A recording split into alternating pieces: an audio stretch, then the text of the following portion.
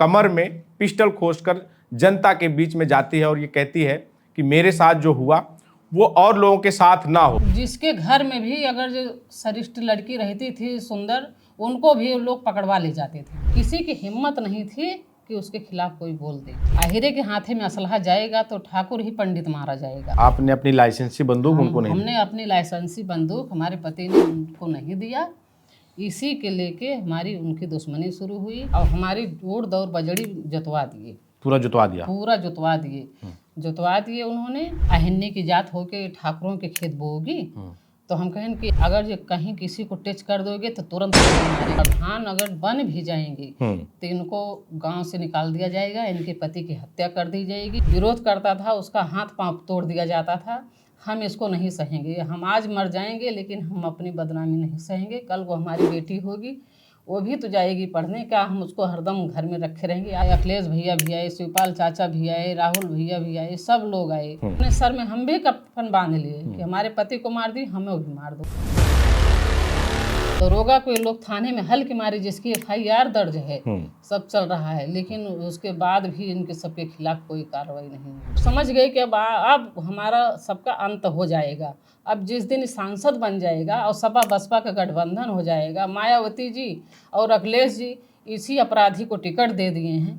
चलो 10 में हमारे पति की हत्या की हो, 15 में चलो हमारी हत्या कर दो। हमने तो खुलेआम कर देते थे। घर वाले से बोलते थे लड़की गई है कहीं टूर पे और ले जाके अपने गुंडे माफिया के सौंप देते थे लड़की। चैनल के माध्यम से भैया हाथ जोड़ के अखिलेश भैया निवेदन करेंगे कि ऐसे गुंडे माफिया अपराधी को जब अपनी पार्टी में लेंगे और टिकट देंगे जिताएंगे तो आम आदमी। आपने अखिलेश यादव जी की कलाई में राखी बांधी और आप कह रही हैं कि वो मेरे भैया थे, वो मुझे बहन मानते थे।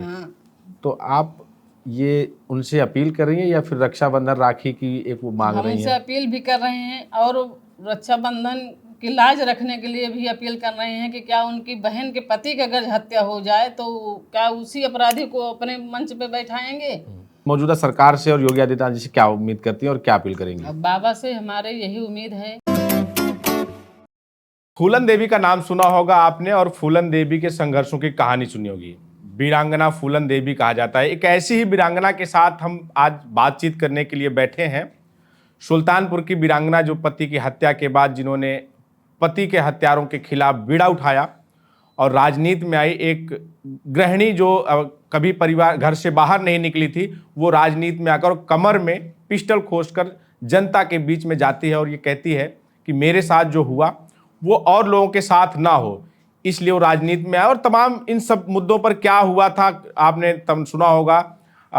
सुल्तानपुर कानून गो राम कुमार यादव, स्वर्गीय राम कुमार यादव की पत्नी कमला देवी हमारे साथ हैं। बहुत बहुत स्वागत है आपका। धन्यवाद। हम आपसे जानना चाहेंगे, आपसे राजनीति में आना हो, एक जो महिला जो कभी घर से बाहर नहीं निकली थी, गृहिणी थी, फिर राजनीति में आपको आना पड़ा। कैसे राजनीति में आने की शुरुआत कैसे होती, कहाँ से होती है? भैया जी राजनीति करने की तो हम सबकी शौक नहीं थी, लेकिन मजबूरी ऐसे हम सबके सामने खड़ी हो गई। आप सुने होंगे कि सुल्तानपुर जिले के बाहुबली सोनू मोनू, यहाँ उनकी इतनी गुंडई चलती थी कि वो किसी को सुख से रहने नहीं देते थे। यहाँ तक कि जिसके घर में भी अगर जो सरिष्ठ लड़की रहती थी सुंदर, उनको भी लोग पकड़वा ले जाते थे। बहुत घटिया काम करते थे लोग। इसी तरह से यहाँ तक कि मिट्टी का तेल, राशन, चीनी, यहाँ तक जनता का जो भी हक अधिकार होता था ये सब ब्लैक करवा देते थे। ये कुछ जनता के बीच में देते नहीं थे और सब जो भी स्वाभिमानी आदमी था जो उनका दरवाज़ा नहीं करता था उसको भरे चौराहे पर पिटवाते थे, बेइज्जत करवा देते थे। तो इसी के चलते इनका बहुत ज़्यादा तांडव बढ़ गया था। हम सबको भी कोई शौक नहीं थी कि राजनीति में आए, लेकिन 2010 में हमारा ग्राम सभा मझवारा बैकोट महिला प्रधानी आई। हम सब उस समय जो है 2008 में यहाँ हमारे यहाँ राजीव गांधी स्वयं सहायता समूह चलता था जी। उस समय हम अपने गांव में समूह की मतलब समूह सखी थी। हमारे अंडर में जो है 500 महिला थी जी। सारी महिला जो है हमसे जुड़ी थी। जब बैकोट महिला प्रधानी आई तब ऐसे सब लोग, हमारे गांव से 22 प्रत्याशी थे जी। उस समय। हम्म। सब लोग अपना अपना प्रचार किए 1 महीना तक। तो कुछ बहन कहने लगी कि यहाँ चाहे जो प्रधान आए लेकिन कुछ मिलता नहीं है, सब लोग ब्लैक हो जाता है सब चीज़। और यहाँ तक कि जो गरीब आदमी था उसके यहाँ रात समय थोड़ा थोड़ा खर खुदुर जो है घास भूस का जो छप्पर रहता है उसको फूंक के तब उस अंजोर में लोग हमारे गांव के खाना खाते थे। यहाँ तक कि जबकि मिट्टी का तेल बराबर आता था लेकिन सब ब्लैक हो जाता था। इसी चीज़ को लेके जो है सारी बहनें ने हमें कहा, तो हमने अपने पति से बताया कि आज मीटिंग में, ग्राम संगठन की मीटिंग थी और इसमें इससे चर्चा हुई। तो उन्होंने कहा कि ठीक है, अगर जो आपकी बहन आपको सपोर्ट कर रही हैं तो आधी आबादी महिला की है, तो पढ़े लिखे थे वो थे तो, लेकिन हम कहे कैसे यहाँ होगा, उसके सामने तो किसी की चलती नहीं है कहाँ। तो कहे नहीं, अगर जो बहनें चाह रही हैं तो होगा, ऐसे कोई बात नहीं है। और 22 प्रत्याशी हैं तो आप 23 हो जाइए, जिसको जनता चाहेगी वही जीतेगा। तो इसी सब उन्होंने आपका एक- प्रोत्साहन किया, नहीं कि आगे बढ़ाने जी, जी। कि आप बढ़िए आगे जी, चलिए। उन्होंने मतलब ये नहीं कहा कि जिस तरह से तांडव आपने बताया कि तांडव नहीं था। नहीं, ये सब फिलहाल हम सब खुद अपना देखते थे, लेकिन वो घर में ये सब मतलब वो नहीं था। लेकिन हम लोग सुनते थे, गांव में निकलते थे, सारी बहनें चर्चा करती थी कि आज उनकी लड़की पकड़ ले गई, आज उनकी लड़की पकड़ ले गई, आज राशन आया नहीं मिला, 2 4 10 आदमी को देके सबको ताला मार के कोटेदार भाग जाता था। इस तरह का माहौल था यहाँ। यहाँ और का भैया, कोई मतलब हम मझवारा ग्राम सभा का कोटा मांग का निवासी चलाता था। जो भी प्रधान होता था सब लोग मांग के से पूछ के काम करते थे। प्रधान का कुछ यहाँ काम नहीं रहता था, सब दस्तावेज मोहर मांग में रखी रहते थे। यहाँ हमारे ही गांव का नहीं, यहाँ धनपतगंज ब्लॉक के करीब 22-25 गांव ऐसा था कि जो सब में यही व्यवस्था थी। किसी की हिम्मत नहीं थी कि उसके खिलाफ कोई बोल दे। यहाँ तक कि मतलब सोनू सिंह की। हाँ, सोनू मोनू, इनकी गुंडाई इतना चलती थी। उस समय 11 ग्राम सभा निर्विरोध कराई थी। वो जब चाहते थे कि ये जो है जहाँ का, जैसे वहाँ लड़ते थे उनका आदमी लड़ता था, नहीं उनका हरवा चरवा लड़ता था, जो भी मतलब होता उसी को निर्विरोध करवा देते थे। अगर जो कोई किसी ने हिम्मत भी करता कि नहीं हम चुनाव लड़ दें, लड़ लें, जैसे 100 कन भी आदमी कोशिश करता तो उसको शाम के बुलवा के उसका हाथ पैर तोड़वा देते, पर्चा फड़वा देते, ये सब काम करते थे। यहाँ तक था तो उस फिर आप समय। लोगों को डर नहीं लगा कि चुनाव लड़ना है, जब आपने कैसे नहीं, हिम्मत बनाई? 2010 में जब, वही बता रहे हैं भैया कि 11 ग्राम सभा धनपतगंज ब्लॉक की हमारे यहाँ निर्विरोध कराई गई थी कि 11 ग्राम सभा में उसमें हमारा भी गांव आया था कि यहाँ के लोग भैया जिसको पर्ची लिख के देते थे, वहाँ के लोग अधिकारी जो हैं उसी को पर्चा मिलता था। यहाँ तक इनकी गुंडई थी भैया कि कोई आदमी जो है पर्चा नहीं खरीद पाता था, कि वहाँ के जो पर्चा बेचने वाला होता है बोलता था कि आप जाइए भैया से पर्ची बनवा के लाइए तो आपको पर्चा मिलेगा। फला गांव के हो, हाँ इस गांव के, उसमें लिस्ट लगी थी वहाँ कि इस गांव का पर्चा जिसे देंगे पर्ची उसी को मिलेगा। यानी जिसे सोनू मोनू तय करेंगे वही प्रधान, हाँ, बीडीसी वही वही लड़ेगा। प्रधान पद का पर्चा उसे मिलेगा जो इसको चाहेंगे। तो हमारे पति ने दूसरी ग्राम सभा के नाम से पर्चा खरीदे, यहाँ तक कि मझवारा का पर्चा भी नहीं मिला था, वो भी 2 जोड़ खरीदे थे दूसरी ग्राम सभा के नाम से, तब जाके उन्हें पर्चा मिला। यहाँ तक कि एक पाल भैया खड़े थे, संतराम पाल, उन्होंने अपनी वाइफ को मतलब लड़ाए थे, तो उन्होंने, हमारे पति ने उनको भी पर्चा दिया कि आप भरवा दिए। उनकी हिम्मत नहीं ली कि पर्चा भरवा दें, कहे नहीं भैया हम मतलब नहीं लड़ेंगे, हमें संदेश आया था कि जो भी प्रधान होगा उसे मरवा दिया जाएगा। तो ये आपके जो पति थे स्वर्गीय कानूनगो राम कुमार यादव जी, उनसे दुश्मनी कैसे हुई, किस बात को लेकर हुई? नहीं, बस उनसे हमारी व्यक्तिगत दुश्मनी कुछ नहीं थी, बस यही था कि वो स्वाभिमानी थे, वो बिना मतलब के किसी के दरवाजे पे नहीं जाते थे, जो भी होता था गरीब दुखियों की मदद करते थे। एक बार हमारे पति ने अपने सुरक्षा के लिए डबल नाल बंदूक का लाइसेंस बनवा रहे थे, उस समय शायद विधायक थे, तो वहाँ कुछ प्रक्रिया थी कि वहाँ उनकी भी सहमति ली जाती थी, जो भी जैसे होगा। तो वहाँ गए लिखवाने, तो ये नहीं लिखे, उसमें जो है तो फिर कोई असलहा बाबू थे, तो उन्होंने कहा कि भाई सरकारी कर्मचारी हैं जी, और इन्हें आवश्यकता है, इन्हें लग रहा है कि हम असुरक्षित हैं, तो उनको लाइसेंस देने में कोई दिक्कत तो है नहीं।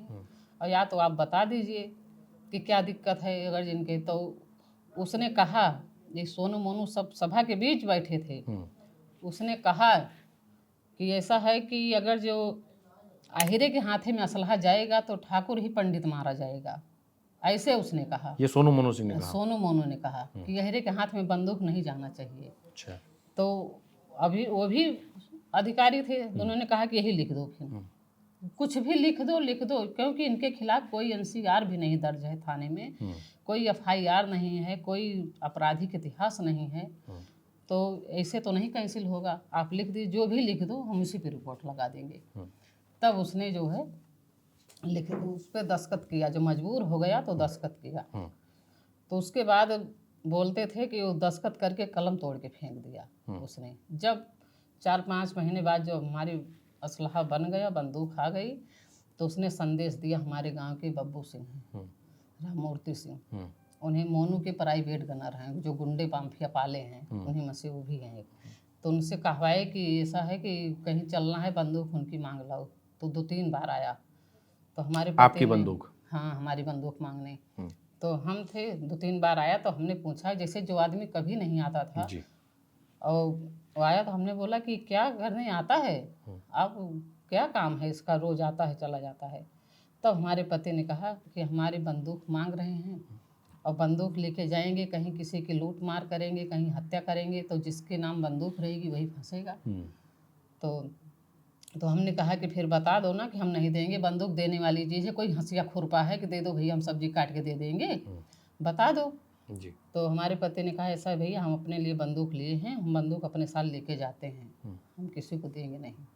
इसी केवल हमारी उनकी दुश्मनी बस इसी के चलते हुई है। आपने अपनी लाइसेंसी बंदूक उनको नहीं दी? हमने अपनी लाइसेंसी बंदूक हमारे पति ने उनको नहीं दिया, इसी के लेके हमारी उनकी दुश्मनी शुरू हुई। हमारे गांव के भुल्ले सिंह ठाकुर हैं, उन्होंने हमारे पति से 25,000 रुपया लिया था। उसके बदले उन्होंने, आज करीब 30 साल पहले की बात है, 25,000 में उन्होंने 2 बीघा खेत हमें दिया था, उसमें हमारी बाजरी और उर्द बोया था हमने। लेकिन उसी को चलते जब हमारी बंदूक नहीं पाए तो अपना ट्रैक्टर पठवा के सोनू सिंह, हंडिल सिंह ट्रैक्टर लेके आए, उनके गुर्गे हैं सब, और हमारी उर्द और बाजरी जुतवा दिए। पूरा जुतवा दिया? पूरा जुतवा दिए उन्होंने। तब जो हमारे पति को कोई बताया कि आपकी उर्द बजड़ी खड़ी थी और तैयार हुआ था फसल, और उन्होंने, उनका ट्रैक्टर आया जोत दिया। तो फिर हम गए, हमारे पति गए, फिलहाल लाठी डंडा लेके गए कि हम चाहे मरेंगे चाहे मारेंगे, जो है कहे तो ट्रैक्टर लेके भाग गए। जो भाग गए तो फिर उनके जो और 2-4 चिमचे वहाँ खड़े थे, कहे कि अहिन्नी की जात हो के ठाकुरों के खेत बोगी। तो हम कहें कि अहिन्नी की जात हमें ना हो, केहू ठाकुर के खेत हमें जरूरत ना, हमारा पैसा दे दे, तो अपन खेत ले जा, हमारे 25,000 रुपया ले। यहाँ बड़ा, तो हम भी बोल दिए, हम कहे बड़ा आपको खल रहा है तो आप ही पैसा दे दो, हम नहीं आएंगे इस खेत में। तो आपने ये बैनामा लिया था कि वैसे? नहीं, गिरोह ही लिए। अच्छा, गिरोह रेहन पे लिया था? हाँ, स्टाम्प पेपर पे लिख के मतलब लिया था, वो कागज हम आप भी रखे हैं। अच्छा, ऐसा भी सुनने में आता है कि यहाँ पर जो भी इस एरिए में आपके ब्लॉक में जिसके पास भी असलहा होता था लाइसेंसी, तो वो असलहा उसका होता था, वो सोनू और मोनू सिंह के साथ चलता था, ऐसा भी था क्या? हाँ, असलहा और गाड़ी 4 चक्का, यहाँ के बहुत ऐसे स्वाभिमानी आदमी हैं कुछ चाह के भी हर चीज में संपन्न होके उन्होंने 4 चक्का गाड़ी नहीं निकलवाते थे। आज 2010 के पहले क्यों? कि गाड़ी अगर जो उसके यहाँ आ जाएगी तो उन्हीं के यहाँ गाड़ी खड़ी हो, असलहा आप कहे तो उन्हीं के यहाँ जमा रहे, आप मांगेंगे तो नहीं मिलेगा, ये वहाँ का है। ये यहाँ पर ऐसा होता था? 2010 के पहले ऐसा होता था? ये ऐसा होता था, जिसके खिलाफ आपने और आपके पति ने आवाज उठाई, अपना असलहा देने से मना किया। अब असलहा देने से मना किया, यहीं से दुश्मनी की शुरुआत हो गई। दुश्मनी की शुरुआत हुई। जब बैकोट महिला प्रधानी आई तब जो है सारी महिलाएं ने हमें सोनू मोनू सिंह यहीं आपके गांव से हैं? नहीं, बगल माएंग घर, हमारी ग्राम सभा नहीं है, उनकी ग्राम सभा अलग है, उनका घर माएंग है, हमारा मझवारा है। तो उसी जगह से हमारी इनकी दुश्मनी चली, लेकिन तरह तरह के लोग फिर षड्यंत्र रचते थे, लेकिन हमारे पति कहीं से उनका खिलाफ कुछ भी साबुत मिला नहीं, इस कारण से वो कुछ कर नहीं पाए। जब 2010 में प्रधानी आई, 22 लोग एक महीना से प्रत्याशी रहे, हमहू सब रहे, गांव भरे वोट मांगे सबके है। जब पता लगा कि पर्चा खरीदा तो इन्होंने जो है रोक लगा दिए कि जो सोनू के यहाँ जाएगा और लिखवा के लाएगा उसी को टिकट मिलेगा। तो हमारे पति उनके यहाँ नहीं गए और पर्चा दूसरी ग्राम सभा के नाम से खरीद लिए। जब दूसरी ग्राम सभा के नाम से खरीद लिए और पर्चा हमारा दाखिल हो गया, यहाँ हमने दाखिल नहीं किया, हमारे पति ने फिर लिखा पढ़ी किया, हर चीज़ मतलब किए। फिर हमने पर्चा लेके यहाँ धनपतगंज नहीं जाके ब्लॉक पे, हमने डीएम साहब, हमारे यहाँ पिंकी जोयल उस सब डीएम साहब थी, उनके यहाँ गए, हमने अपनी सारी बात बताई। तो डीएम साहब ने कहा कौन रोक रहा है आपको पर्चा दाखिल करने से, चलो हम करवाते हैं। तो उन्होंने वहाँ से फ़ोन कराया तो कोड़ेभार थाने आए, बोले कि थाने जाओ, वहाँ सुरक्षा मिलेगी, वहाँ से जाके आप दाखिल करवा देना। तो वहाँ फिर गए, जब वहाँ से हमें जो है 2 सिपाही मिले और लेखपाल साहब तो फिर चले गए थे ड्यूटी पर, हमें सुल्तानपुर छोड़ उस समय सोनू सिंह बसपा से विधायक थे। बसपा से विधायक थे। तो वहाँ से हमने, हमारा भतीजा था अजीत और अमित, जो अजीत की हत्या हुई जिसमें हमें मुलजिम बना दिए गए थे। तो वहाँ से हमने कोड़ेभार थाना आए, थाने से जो है एसओ साहब ने हमें 2 सिपाही दिए, हमने जाके दाखिल किए। जब मैं वहाँ दाखिल करने जा रही थी काउंटर पर तो इनके सारे करीब 30-40 लोग दोनों तरफ से दौड़ पड़े, लेकिन वहाँ फोर्स लगी थी, दरोगा साहब थे वहाँ, उन्होंने कहा कि अगर ये कहीं किसी को टच कर दोगे तो तुरंत गोली मारेंगे। दौड़ पड़े मतलब पर्चा छीनने के लिए? हाँ, पर्चा छीनने के लिए हम सब पर्चा नहीं भरने देना हाँ, चाहते थे, दाखिल नहीं करने देते थे। लेकिन फिर उस समय जैसे हम सब दाखिल किए, दाखिल करके मोटरसाइकिल से निकले, वहाँ से 5-7 गाड़ी छूटी हमारे साथ। तो हम लोग डर के मारे घर नहीं गए, सीधे थाने में चले गए। उन्हीं सिपाहियों के साथ हम लोग थाने में घुस गए, पूरा दिन वहाँ थाने में बैठी रहे। जब हमारे पति बीकापुर से आए, फ़ोन किए, बोले कि कहाँ पे हो, हमने कहा कि दाखिल करके हम घर नहीं गए क्योंकि हमारे पीछे गुंडे लग गए थे, हम सीधे थाने में आके बैठी हूँ। वहीं हम थाने में बैठी थी, तब हमारे पति आए तो फिर हमको लेके फिर कहीं दूर की रिश्तेदारी में चले गए। हमें हमारे बच्चे और कहीं थे, हमें मालूम नहीं था कि हमारे बच्चे उस समय कहाँ पर थे। वो स्थिति थी यहाँ पे। तो फिर प्रचार कैसे हुआ? मतलब कभी प्रचार नहीं हुआ भैया, हमारा प्रचार कुछ नहीं हुआ, केवल दाखिल करा दिए और जो निशान मिलता था किसी के माध्यम से हमारे पति ने उसको फ़ोन करके उसी से मंगवा लिए निशान, और पर्चा कुछ नहीं दाखिल किए। जो निशान मिल गया तो तीसरे दिन हम लोग गाँव आए, और गांव आए के केवल इस गली कहीं गए, इस गली कहीं निकल के फिर चले गए, ताकि सबको पता लग गया। वही नाम का पर्चा खरीद के हम लोग ऐसे गली गली फेंकते चले गए कि हमारा निशान ये है।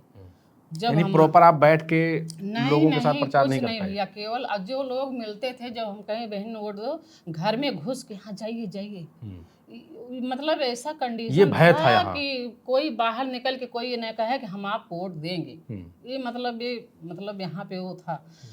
फिर चले गए। फिर जब उनको पता चला कि इनका प्रचार हो गया, अनाज ओसाता हुआ किसान मिला, उनका पर्चा गांव में छिटा है, अब सब लोग जान गए, तब इन्होंने तीसरे दिन जो उनका प्रत्याशी था, जो उनकी स्कूल में बाबू था, उसी की वाइफ थी शोभावती, तो उन्हीं को जो है लेके 25 राइफल लेके गांव भर में गली गली मोनू सिंह वोट मांगे, अपने बाप का पोस्टर में नाम लिखवाए, शोभावती का नाम लिखाए, अपना 2 भाई का बड़ा बड़ा पोस्टर बनवाए, सबको ला के गली गली जो है गांव में राइफल लेके मतलब वोट मांगे।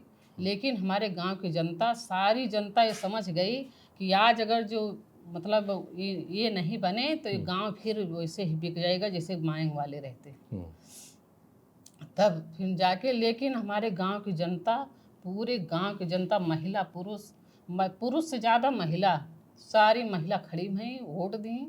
वोट के समय भी ये करीब 40-50 आदमी को वहाँ से भेजे थे। बूथ यहाँ था, अब तो 6 लेन चली गई, टूट गया स्कूल, यहाँ था।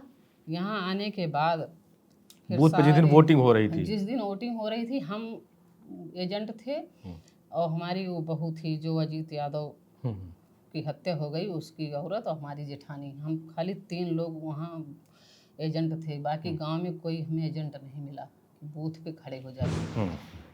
लेकिन वहाँ भी आए तो पूरे गांव के लोग हमारे वहाँ डटे थे। जब इनके लोग आए तो सारी महिला फरोही कुचरा डंडा जो भी जिसके हाथ में आया तो खेद ली तुरंत, बूथ तक नहीं जाने दिया इनके आदमी को। और फिर 2010 में जब रिजल्ट आया 2010 तो में जब ये बेईमानी नहीं कर पाए, अब समझ गए कि वोट सब इनको मिल गया, प्रधान बन गई, तब जो है इन्होंने, हाँ इसके पहले जो दाखिल करके चली जाए तब इनके लोग आए घर पे, यहाँ धमकी दिए कि उनको जहाँ भी हो बता दो, घर वाले के धमकी दिए कि जहाँ वो बता दो प्रधानी का पर्चा उठा ले और प्रधानी ना लड़े। अगर जो भैया के बिना पूछे, सोनू मोनू भैया के बिना पूछे जब ये पर्चा भर दी और प्रधान अगर बन भी जाएंगी तो इनको गांव से निकाल दिया जाएगा, इनके पति की हत्या कर दी जाएगी, बच्चों सहित इनको मार दिया जाएगा, इनको गांव में रहने नहीं दिया जाएगा। प्रधानी क्या करेंगे? ये संदेश भिजवाया गया। ये संदेश भिजवाए, लोग संदेश लेके गए भी तो, लेकिन हमारे पति ने हमको यहाँ तक सुनने नहीं भी देते थे, यहाँ तक कि हमने भी उस समय डर गई थी। ऐसा नहीं है। तो फिर ये 2010 में आपके पति की कानून गो राम कुमार की हत्या कैसे होती है, कब होती है? जब वोट पड़ गया और बक्सा सील हो गया, कुछ नहीं कर पाए, पूरा गांव मिलके समझ लो चुनाव लड़ा, तब इन्होंने समझ गए कि अब जीत गए। तब जो है लास्ट चरण चुनाव था फैजाबाद में, वहाँ हमारे पति की ड्यूटी लगी थी, वहाँ से लौट रहे थे, दक्षिण मारा चौराहे पर लाल रंग सफारी गाड़ी थी, वहाँ हंडिल सिंह, दिक्कत सिंह, सोनू मोनू खुद अपना थे। सोनू सिंह मौजूद थे वहाँ? सोनू मोनू खुद अपना मौजूद थे और एकदम नई केसी त्रिपाठी एजेंसी से अपनी नई एकदम बिना नंबर की गाड़ी निकलवाए थे। उसी गाड़ी में लोग उनको ओवरटेक करके ज़बरदस्ती भर लिए और ले जाके सिमरौना नहर के पास मार दिए। क्या हुआ था ये पूरा मामला, थोड़ा विस्तार से बताएं। तो उसी में जो है हम सब सुबह से हेरने लगे तो हमारे पास फ़ोन आया कि लेखपाल जी का एक्सीडेंट हो गया। उस समय ऐसा माहौल था कि जो लोग सही बोलते थे वो भी विश्वास नहीं पड़ता था, लेकिन हम सोचे होगा कुछ वैसे। फिर फ़ोन किए, कोई किसी का फ़ोन आया था कि उनका एक्सीडेंट हो गया। हम कहे नहीं, ये लोग कि हो सकता है वो कि हम लोग को बरगला रहे हों कहीं किसी बात से। तो फिर हमने किसी को पास फ़ोन किए तो पता लगा कि एक्सीडेंट नहीं हुआ था, उन्हें कोई पकड़ ले गया, लाल रंग गाड़ी थी, यही दक्षिणवारा चौराहे से। तो हम लोग खोजना शुरू किए, लेकिन अब रात में जाएं कहाँ, सब उकरे। तो हम लोग पूरा गांव हमारा ढूंढता रहा, उकरता रहा, लेकिन कुछ नहीं। सुबह जो है पता लगे कि सिमरौने के पास उनकी लाश मिली। जब आपको ये पता लगा कि वो इस दुनिया में नहीं है तो फिर हम सब तो सोच रहे थे कि प्रधानी के लेके होगा और हो सकता है प्रधानी का वोट गिन उठे तो कहीं छिपाए हुए छोड़ दें, लेकिन जब उनकी लाश मिली तो सब एकदम हो गया कि प्रधानी के लेके जो है उनका मकसद यही था कि जब इनकी हत्या हो जाएगी तो वोट गिनाने नहीं जाएंगी और हमारा मकसद पास हो जाएगा, हम कामयाब हो जाएंगे। अब वो कहीं प्रधान बन गए तो जनता इनके फेवर में है, इनकी मदद करेगी, जो भी उनके मन में आया होगा इसी को जो है लेके सब इन्होंने। जबकि हमारी उनकी दुश्मनी कुछ नहीं थी, बस हमने भी अपने पति को बहुत समझाया। उन्होंने कहा कि आज हमें जो है प्रधानी लड़े। 2005 में जब हमारे पति बीडीसी लड़े थे, इसी को लेके जो है उन्होंने आधमरा करके छोड़े थे, मारे पीटे थे। उससे पहले भी मारपीट हुई थी? उससे पहले भी मारपीट हुई थी। तो हमारा भांजा था, उनको लेके भागा तो उनकी जान बची। उस समय सोनू सिंह 2500 लौंडा के साथ आए थे, तब वहाँ वोट पड़ा था मांग के मझवारा वाले चौराहे पर। तो वहाँ हम बीडीसी जीती थी, लेकिन उन्होंने ज़बरदस्ती बोले कि यहाँ से जाओ। ये जब आपके पति की हत्या हुई थी तो उस समय पे जब आप लोग गए, बॉडी मिली, तो बॉडी की क्या हालत थी? कैसे एक्सीडेंट था? हमें नहीं एक्सीडेंट नहीं, हम तो देखने को नहीं पाए। हमें पता लगा कि वहाँ के जो बरौली के एक पूनम साहू हैं, वो भी उनकी भी भाई की हत्या इन्हों लोग ने करवाए थे। तो उस समय उन्होंने हमें फ़ोन करके बताया कि जो है वो नहीं है, उनको मार दिए लोग, यहाँ उनकी लाश यहाँ पोस्टमार्टम में आई है। तब हम लोग को पता चला कि ऐसा हुआ है। तब जो है हम लोग वहाँ भाग के गए, सब पूरी जनता वहाँ भाग के गई। तब प्रधानी की कीमत जान से चुकानी पड़ी, बहुत बड़ी जान से कुछ चुकानी पड़ी, जबकि हम सबके पास कुछ कमी नहीं थी। लेकिन हमारे पति ने कहा कि अगर जब आप चुनाव नहीं लड़ेंगी, अब हम अपने मत का अधिकार नहीं कर पाएंगे, तो कल को हमारी बहू बेटी हैं, आज छोटी है, तब हमारी बेटी 3 साल की थी। बोले यार 3 साल की है, जैसे सबकी देख रही हो कि सबकी लड़की पकड़ के लेके चले जा रहे हैं, चाहे 10 दिन रखें चाहे 20 दिन रखें तो देते हैं। किसी की हिम्मत नहीं करती थी छुड़ा लाए, और जो विरोध करता था उसका हाथ पांव तोड़ दिया जाता था। हम इसको नहीं सहेंगे, हम आज मर जाएंगे लेकिन हम अपनी बदनामी नहीं सहेंगे। कल को हमारी बेटी होगी, वो भी तो जाएगी पढ़ने, क्या हम उसको हरदम घर में रखे रहेंगे? आज 3 साल की है रखे हो, और कल को जो है बड़ी होगी स्कूल जाएगी तो इसको भी पकड़ के ले जाएंगे। उन दिनों को याद उसके साथ जब उन दिनों को जब आप याद करती हैं तो कैसा महसूस करती हैं? बहुत बुरा वक्त रहता सर उस समय। भावुक ना होइए, मैं समझ सकता हूँ आपकी भावनाओं को। तो जब उसमें मामला जब हुआ उसके बाद फिर मुकदमा दर्ज, आप लोग गए तो मुकदमा हम दर्ज हुआ? लोग गए फिर बीकापुर, हमारे भतीजे थे, वो लेखपाल जी के साथ ही थे, मोटरसाइकिल पे थे, लेकिन उनको टेल दिए, उन लोग को लेके गए। तब हम गए वहाँ से, तो फिर जो है एप्लीकेशन दिए तो फिर जो है हमारी FIR दर्ज हुई बीकापुर कोतवाली में।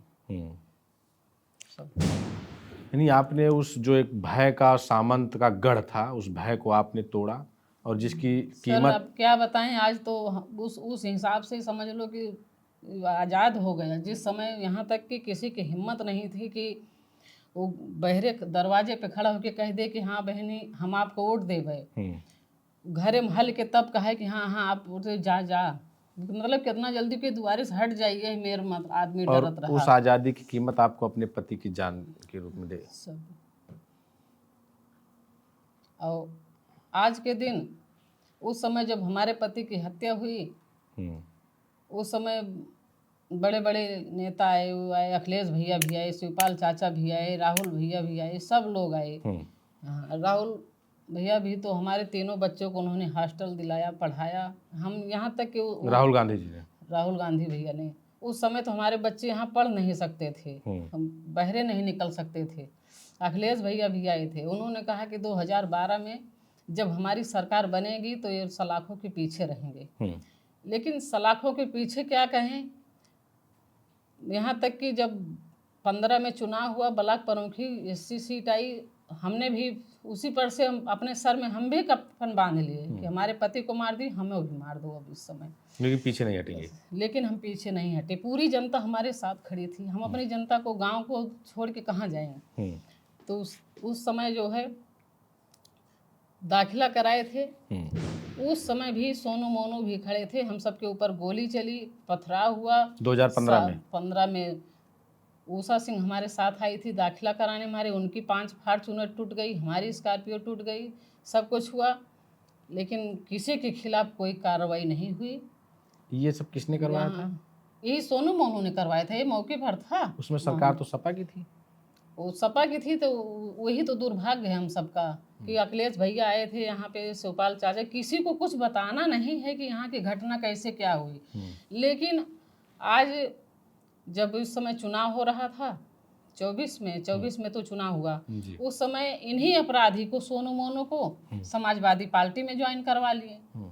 जब हमारे पति का हत्यारा जब पार्टी में चला गया तो अब हम कहाँ जाएं। तब से हम सब भी काफ़ी समाजवादी का, हम सब ने पहले से बात नहीं की आपने? बात किए, कैसे क्या करें भैया, किसी के माध्यम से बात ही नहीं, किसी से मिलते भी नहीं। हम सब बहुत प्रयास किए, 15 दिन लखनऊ में पड़े रहे, लेकिन बात नहीं हुई सब। अब आपका मुकदमा अभी तक कहाँ तक पहुँचा है? मुकदमे में हम हार गए, हमारे एक गवाही की हत्या हो गई, एक गवाही हमारा मुकर गया, उससे वो भी मुकरा ना होता तो उसकी भी हत्या हो जाती। जबकि हमारे भतीजे की हत्या हुई, उसी में हमें नामजद कर दिया गया है। ये क्या मामला था कि आपका जो गवाह था उसकी हत्या हुई और आपको ही उसमें आरोपी बना दिया गया? जो भी आपको बता रहे हैं उस तरह से किसी की हिम्मत नहीं थी उसके सामने कोई खड़ा हो। यहाँ का, हमारे ही यहाँ का नहीं, यहाँ का रिकॉर्ड था, उसने पता नहीं कितना आदमी मरवा दिया। यहाँ तक कि 2007 में मझहुआ गांव ही हमारे गांव से 2 किलोमीटर दूर है, उसने सोनू मोनू ने खड़ा होके 2580 घर, पंडित घर, सब बिरादरी थे, सही से पूरा गांव दिन दोपहरे जलवा दिए, आग लगवा दी, बर गया पूरा गांव, पूरा इलाका जानता है यहाँ का। उसके बाद में उन लोग को थाने से पुलिस दरोगा आइन, उन लेके थाने चले गए, लोग तुरंत गए खड़े पर, उस आदमी को छुड़वा के, यहाँ तक कि दरोगा को, पुलिस को मारे पीटे, दरोगा को पैर में गोली लगी, टूट गया उसका पैर।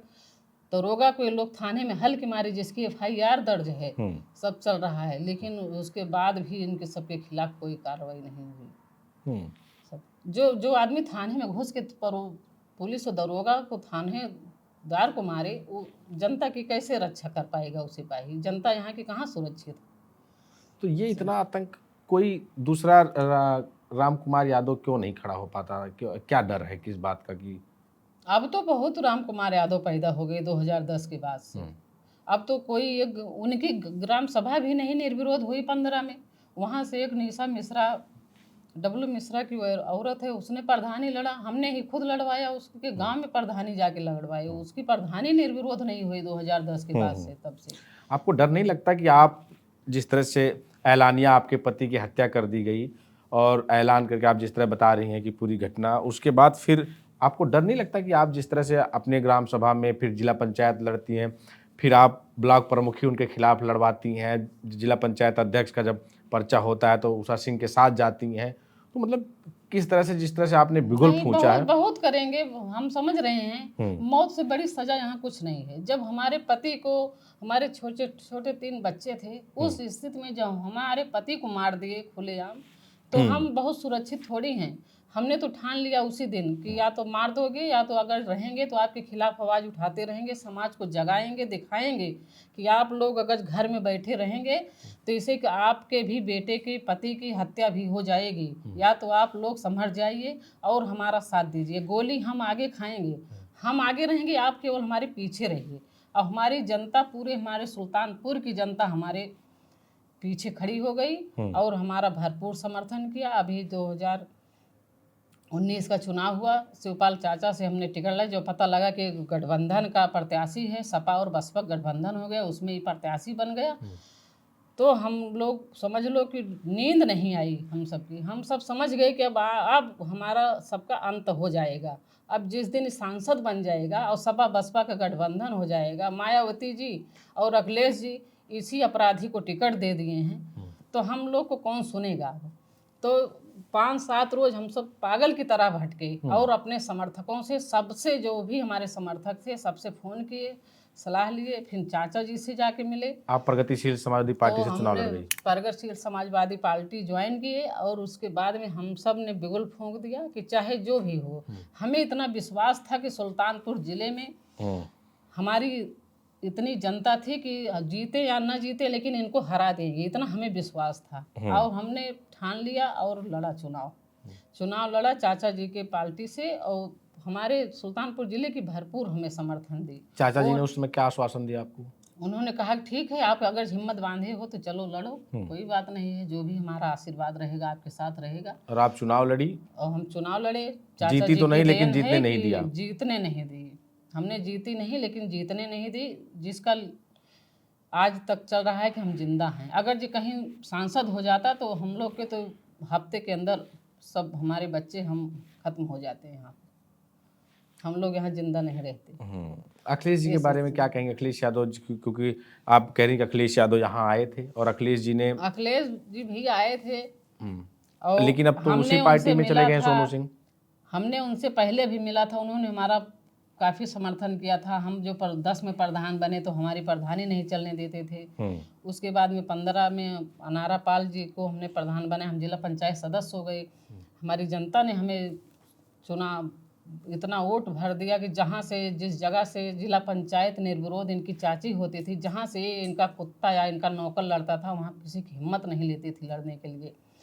उस जगह से जो है हमने जिला पंचायत का पर्चा हमने भरा। हमने कहा कि चलो 10 में हमारे पति की हत्या की हो, 15 में चलो हमारी हत्या कर दो। हमने तो खुलेआम कर देते थे। अब हत्या हो जाएगी तो कोई दिक्कत थोड़ी है, मरने के लिए तो सब लोग पैदा हुए हैं, लेकिन जिस तरह से इनका जुल्म सह के आदमी जिंदा है, हमें नहीं समझ में आता। तो अब आपको एक आत्मसंतुष्टि है कि मेरे पति ने पूरी बेशक कुर्बानी दी, लेकिन आज आपने पूरा जिला, पूरा ब्लॉक, पूरा हमारा गांव सब एकदम आज़ाद हो गया है।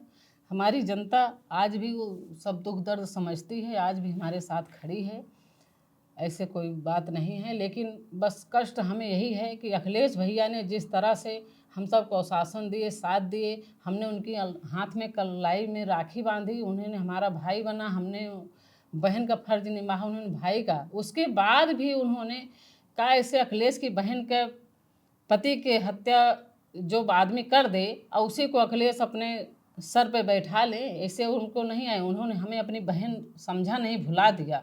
इसीलिए हमारे पति के हत्यारों को समाजवादी पार्टी ज्वाइन करा दिए और कल को अगर टिकट देंगे तो हम सबकी हत्या जरूर हो जाएगी, कोई बचा नहीं पाएगा। ये डर आपको लगता है? जिस दिन बिल्कुल लगता है सर, जिस दिन ये विधायक हो जाएगा हम सबको चलने नहीं देगा, गांव में रहने नहीं देगा। अगर जो समाजवादी से टिकट लेके आएगा तो अगर जो टिकट पा गया तो हम सबकी जिंदगी खत्म है, सब समझ लो। स्वर्गीय राम कुमार यादव जी, कानून गो जी की कौन सी ऐसी बात है जो आपको ये हौसला देती है, जो आपको मजबूती देती है और आप इस तरह लड़ रही इतनी मजबूती से? उनकी याद सर हमें सब याद है। जब वो चर्चा होती है, वो बात होती है तो हमारे सामने ताज़ी घटना हो जाती है। ऐसा नहीं है कि हम कुछ भूली नहीं है, लेकिन बस इतना है कि उस वक्त था कि जो आदमी अपने दरवाजे पर खड़ा होकर नहीं कहता था कि हम वोट देंगे या अपने बहू बेटी की रक्षा नहीं कर पाता था, तब से आज तक कहीं किसी के नहीं सुनाया कि हाँ किसी की लड़की सोनू मोनू पकड़ ली गई। 2010 के बाद से आज तक हमने हमारा कान नहीं सुना कि किसी की लड़की जबरदस्ती पकड़ ली गई। पहले ऐसा होता था? पहले तमाम रोज होता था। यहाँ लगे कि राम दुलारी स्कूल खुलाए थे, वहाँ सब व्यवस्था थी। घर वाले से बोलते थे लड़की गई है कहीं टूर पे और ले जाके अपने गुंडे माफिया के सौंप देते थे लड़कियों को, लेकिन किसी की हिम्मत नहीं करती थी कि कोई उनके खिलाफ आवाज उठा दे। सब तो इतना हमें संतुष्टि है कि आज वो दौर था कि गांव के कोई जो भी, और यही नहीं सर्वोजात की यही कहानी थी। ये नहीं कि केवल गरीब दुखिया की, सर्वोजात की कहानी थी कि कोई उनके खिलाफ आवाज़ नहीं उठा सकता था। लेकिन आज हर आदमी अपने हक और अधिकार के लिए लड़ने लगा और सब खड़े होने लगे। यहाँ तक कि प्रधानी तो जाने दो, ब्लॉक प्रमुखी भी निर्विरोध नहीं होती थी, ना तो जिला पंचायत प्रमुखी तो कभी वोट ही नहीं पड़ता था। यहाँ तक कि मतलब निर्विरोध हो जाता दबदबा था सब। अच्छा, आपकी तस्वीरें वायरल होती हैं जब कमर में आपके रिवॉल्वर लगी हुई, तो ये रिवॉल्वर उठाने की नौबत इसलिए आई कि आपके पति की जो है हमें सुरक्षा? सर पूरी तरह से हमें पता था कि जिस तरह से इन्होंने बाबा के 9 आदमी की हत्या की थी करासिंग के पास इलाहाबाद हंडिया थाने में, 9 आदमी की हत्या इन्होंने किया था। और ये लोग इतना बड़ा माफिया हैं। सोनू मोनू ने बाबा संत ज्ञानेश्वर की हत्या इन्होंने किया था इलाहाबाद हंडिया थाने के पास। हमें पूरा विश्वास था कि इन्होंने हमें नहीं छोड़ेंगे, ये 1-2 असलहा से नहीं मारेंगे। हाँ, जब जिस दिन हमारे ऊपर वार करेंगे तड़तड़ा के मारेंगे, हमें सांस लेने के मौका नहीं मिलेगा। इतना हमें सब कुछ आज भी हमें एहसास है। लेकिन हम लोग जी के बहुत खुश नहीं हैं। जिस तरह से इन्होंने निर्दोष हमारे पति को पकड़ के करीब 50 फ्रैक्चर किए थे, गला काट दिए थे, हाथ पैर पूरी कोई नस नहीं थी कि जहाँ बची हुई। तो इसलिए हम नहीं चाहते थे कि जो जिंदा हैं हम, इस समझ लो। धैर्य रखिए। और बाबा जीने की शौक भी नहीं है हमें। लेकिन जिस तरह से अखिलेश भैया ने इनको अपनी पार्टी में लेके पार्टी ज्वाइन करा दी, अपनी बगल बैठा रहे हैं, उनसे हाथ मिला रहे हैं, इससे हमें पूरा विश्वास है कि आने वाले समय में जिस दिन इनको टिकट देंगे और विधायक बनेंगे, उस दिन हम सब की, हमारे परिवार की हत्या जरूर हो जाएगी, हम लोग जिंदा नहीं रहेंगे। इसी चीज़ का हमें कष्ट है। धैर्य रखिए, आप बहुत मजबूत हैं। आप जो है जिसके खिलाफ कहीं एक थाने में NCR नहीं दर्ज था, उसको इतनी दर्दनाक घटना, जिस जगह पर मारे थे वहाँ से 10-20 फुट जमीन कहा थी कि एकदम मिट्टी हो गई थी, घास में भाज के मारे थे। अखिलेश यादव जी से उम्मीद है आपको कि?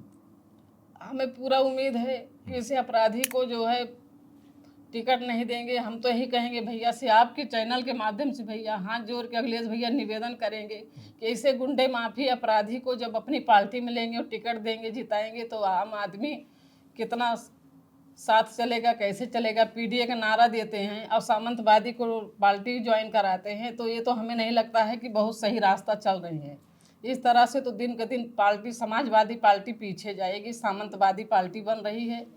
आपने अखिलेश यादव जी की कलाई में राखी बांधी और आप कह रही हैं कि वो मेरे भैया थे, वो मुझे बहन मानते थे। हाँ। तो आप ये उनसे अपील कर रही हैं या फिर रक्षाबंधन राखी की एक वो मांग हम रही उनसे हैं? अपील भी कर रहे हैं और रक्षाबंधन की लाज रखने के लिए भी अपील कर रहे हैं कि क्या उनकी बहन के पति की अगर हत्या हो जाए तो क्या उसी अपराधी को अपने मंच पे बैठाएंगे? इसका मतलब है कि यादव समाज की बहन बेटी को अपनी बहन खाली दिखावा के लिए मानते हैं, बाकी हकीकत में नहीं मानते हैं। हम तो यही समझेंगे और आपके चैनल से संदेश भी देंगे अखिलेश भैया को कि इसे गुंडे माफिया को निकाल दें अपनी पार्टी से, तब हम लोग को सही खुशी मिलेगी। आपका असलाहा भी जब्त करा लिया गया था, आपकी जो सुरक्षा हमारा कर्मी थे उनको गनर हटा छीन दिया। लिया गया है, हमारा सब असलाहा जब्त करा लिया गया है। हम सब भगवान अच्छा, भरोसे आपका चल असलाहा रहे जब्त हैं। करा लिया गया है। हाँ, 2016 में जो हमारे भतीजे की हत्या हुई उसी का आरोप, हम 4 महीना जेल में रहे। अपने पति के मुकदमा लड़ने गए थे फैजाबाद में, उसी वक्त जो संत ज्ञानेश्वर को उन्होंने 9 लोग को बता रहे मारे थे, उन्हीं लोग ने उनके ऊपर बम फेंका, जबकि 4 बार इनके ऊपर बम फेंका गया था। लेकिन उसमें हमें दिखा दिए कि हमारी मोबाइल केवल बता रही थी कि हाँ हम कचहरी आए थे, जबकि हम वहाँ साइन करके आए हैं, बताए हैं कि हम अपने पति के मुकदमा लड़ने आए हैं। उसके बाद भी हमें मुलजिम बना दिया गया। हमें पुलिस में चार्जशीट में क्लीन चिट मिल गई, फिर एंटी करप्शन वाले जांच किए उसमें क्लीन चिट मिल गई, हाई कोर्ट गई वहाँ भी क्लीन चिट मिल गई। लेकिन फर्जी अपने आदमी को फिर कोर्ट में 319 के तहत दरखास्त दे के फिर हमें मुलजिम बना दिए, जबकि हम हाई कोर्ट सुप्रीम कोर्ट तक लड़े, हमें कहीं न्याय नहीं मिली, हमें जेल जाना पड़ा। 4 महीना हम वहाँ भी फैजाबाद जेल में रहे, 4 महीना हम सुल्तानपुर जेल में रहे, जबकि हमारे भतीजे की हत्या हुई तो उसमें हमें गवाह मुलजिम बना दिए थे ये लोग। किसी तरह तो से आपका हम लोग असलाहा नहीं है, सुरक्षा कर्मी हटा लिए, तो अपने परिवार की जान माल को लेकर आपके मन हमारे में? गांव वाले हमारे सुरक्षा के जान माल के सब रक्षा कर रहे हैं, हमारा समाज, हमारे सुल्तानपुर जिले की जनता सब कर रही है। मुकदमा आपका जो कानून की जी वाला था, राम कुमार जी का हत्याकांड का, वो मुकदमा कहाँ तक पहुंचा है? वो मुकदमा यहाँ तो हम फैजाबाद से हार गए, हमारा गवाह सब टूट गए, एक की हत्या हो गई, एक मुकर गया, तो हम लोग यहाँ से हार गए। हाई कोर्ट में चल रहा है। अपील किए, वहाँ से भी सरकार गया नहीं, तो उसमें हमारे खारिज हो गया वहाँ भी, हाई कोर्ट से भी। जी। तो अब क्या तैयारी है? अब बस तैयारी यही है कि हम लोग लड़ रहे हैं, जनता के भरोसे हैं, यही जनता जनार्दन हमारी सरकार है, हमारे भगवान हैं, बाकी हमें कहीं से न्याय मिलने की उम्मीद नहीं है। एक अखिलेश भैया से न्याय की उम्मीद थी कि ये भाई हैं हमारी सुरक्षा में, लेकिन जब से इस गुंडे माफिया को, सोनू मोनू अपराधी को, हमारे पति के हत्यारे को अपनी पार्टी में ज्वाइन करा लें, तब से सारी उम्मीद खत्म हो गई। अब आपका असलाहा जब्त कर लिया गया है और आपका जो है सुरक्षा आपकी हटा ली गई है। प्रदेश में जीरो टॉलरेंस की बात होती है और पूजा पाल विधायक बार बार ये कहती हैं कि मुझे इंसाफ मिला, 18 साल बाद उनके जो पति के हत्यारे थे उनको मिट्टी में मिलाने का काम किया। आप मौजूदा सरकार से और योगी आदित्यनाथ जी से क्या उम्मीद करती हैं और क्या अपील करेंगी? अब बाबा से हमारे यही उम्मीद है कि पूजा पाल को 18 साल बाद न्याय मिला। हमें भी उम्मीद है कि कब इंसान बाबा दिलाएंगे हमें भी, इन गुंडे माफियों को, अपराधियों को, हमारे पति के हत्यारों को कब उम्मीद दिलाएंगे ज़रूर, हमें पूर्ण विश्वास है। अगर जो बाबा की सरकार ना होती तो हमारी हत्या कब की हो गई होती, हमें ये भी विश्वास है। लेकिन बाबा की देन है कि आज हम जिंदा हैं और बाबा से उम्मीद भी है कि हमें भी न्याय मिलेगा। कभी न कभी हमारे पति के हत्यारों को जरूर मिट्टी में मिलाएंगे, अब कब मिलाएंगे ईश्वर जाने, बाबा जाने। ठीक, बहुत धन्यवाद, आपने हमको समय दिया। तो ये आज़ादी के 70 साल बाद भी जिस तरह से आप देख रहे हैं कि जो कहानी है ये रोंगटे खड़ी कर देती है, और मैं तो कई बार इस तरह का हुआ कि मेरे पास सवाल, मैं आगे क्या पूछूं, मेरे पास सवाल भी नहीं थे। जिस तरह का जो शब्द बता रही हैं, जिस तरह की इन्होंने अपने आंखों देखी, जिस तरह की जो 2010 से पहले की, तो ये कहा जा सकता है कि सुल्तानपुर और धनपतगंज को आज़ादी के 60 साल बाद यानी कि 2010 के बाद कानून गो राम कुमार यादव ने अपनी जान की कुर्बानी देकर आज़ाद कराने का काम किया। फिलहाल इस पर आपकी क्या प्रतिक्रिया हमें ज़रूर बताएं। बने रहे हमारे साथ, मिलेंगे किसी अन्य वीडियो में। धन्यवाद।